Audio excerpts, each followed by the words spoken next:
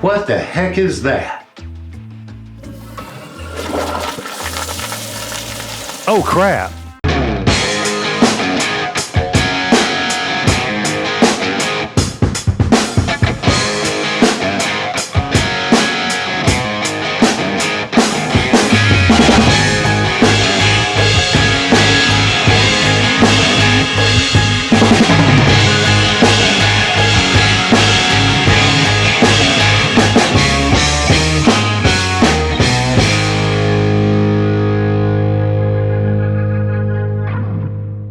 Welcome back to Keeping History on Two Wheels.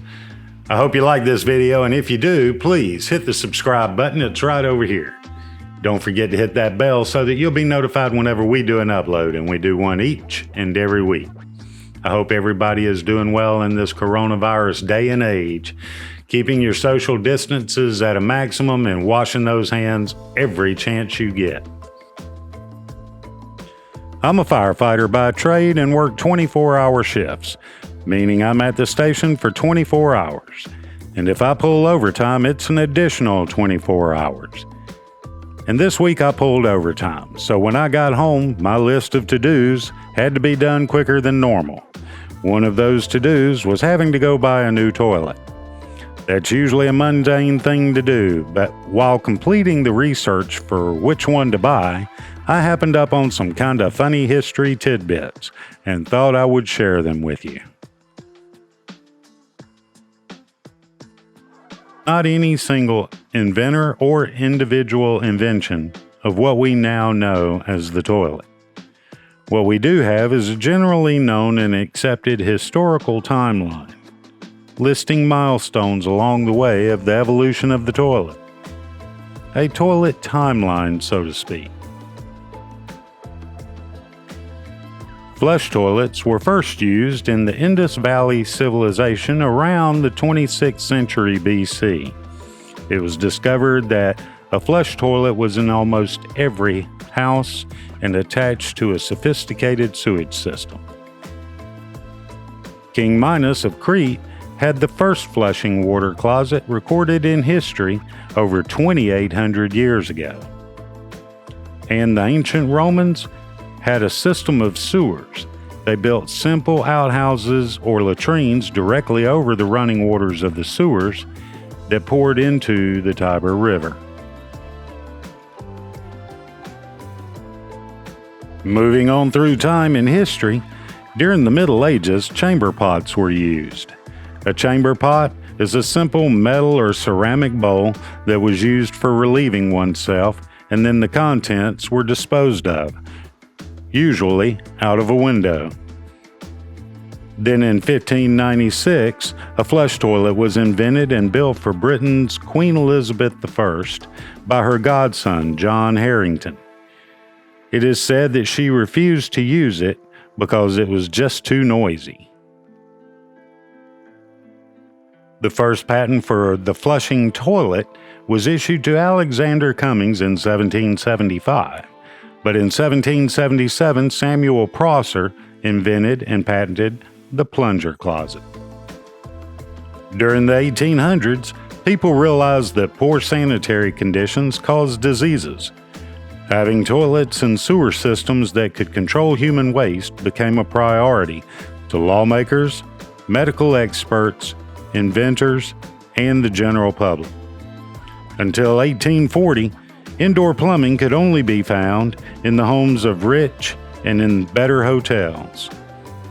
But in 1851, the first popularized public water closets were exhibited at the Crystal Palace in London, and these were considered the first public toilets. They had attendants dressed in white, and customers were charged a penny for their use. By the end of the 1850s, building codes suggested that most new middle-class homes in British cities were equipped with water closets. And then by 1860, another early water closet on the European continent was also imported from Britain. It was installed in the rooms of Queen Victoria in Ehrenberg Palace, Coburg, Germany. She was the only one who was allowed to use it. And here's my favorite. In 1850, Thomas Crapper's Plumbing Company, the Thomas Crapper and Company, owned the world's first bath, toilet, and sink showroom. It is still in business today. So while he didn't invent the toilet, it's generally assumed that the word crapper, meaning the toilet, came from him, also hence the word crap. Although not the original inventor, Crapper popularized the siphon system for emptying the toilet tank, replacing the earlier floating valve system, which tended to leak. Some of Crapper's designs were made by Thomas Twyford. Over time, there have been some changes in the modern toilet, but mostly of small bits and pieces here and there until in 1980, when Bruce Thompson, working for the Coroma Bathroom Products of Australia, developed the Duo-Set commode tank with 2 buttons and 2 flush volumes as a water-saving measure. Modern versions of the Duo-Set are now available worldwide and save the average household 67% of their normal water usage.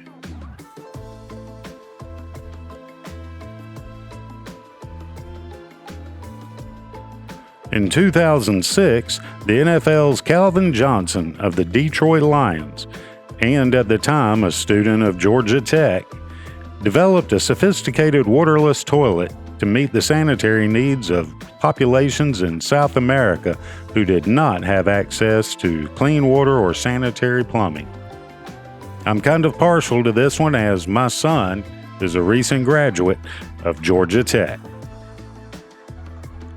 With the onset of the coronavirus, toilet paper has become a prized commodity, which has caused some Americans to look hard at an item which has been used extensively in Europe and Asia since the 1700s. Meet the toilet's kissing cousin, the bidet. Both Americans and Australians got a huge laugh in 1986 when Crocodile Dundee visited New York and had his first encounter with the bidet in his hotel. His toiling over how it is used and what exactly it's used for was good for a 2-minute laugh that has endured for over 34 years. The hotel where Dundee is sizing up the bidet must have been outfitted in the European style. The majority of the bathrooms in the U.S., including those in the fanciest hotels, often lack a bidet, and encountering one is just as likely to confound someone born and raised in the U.S. as it is a leathery cowboy from the outback. Since its first days providing cleanliness for the French royalty, the bidet has spread internationally. It is considered standard in many European countries, particularly Italy and Portugal, as well as in South American countries like Argentina and Venezuela. They also are commonly found in Middle Eastern countries and throughout East Asia, especially Japan. According to estimates, bidets are present in about 80% of the bathrooms in these areas. Since the 1700s, the bidet has undergone a few design changes as well, from the old chamber pot accompaniment, which looked more like a wicker bench with a pot in the middle of it, to the now more elegant and sophisticated toilet concomitant. So there you have it. Not one individual is known to history as the inventor of the toilet. Many have made their contribution to the single most significant product which helps promote and protect good health for people the world over. During this time, I sincerely hope that you're taking the CDC's advice and giving yourself a wide berth at social events. Don't become a hermit. Just take common sense and prudent precautions. Thank you for coming to Keeping History on Two Wheels. And if you like this video, please hit the subscribe button. It's right over here. And don't forget to hit that bell so that you'll be notified whenever we do an upload, and we do one each and every week. Remember, every trip starts with a step, and that step, well, it starts with you.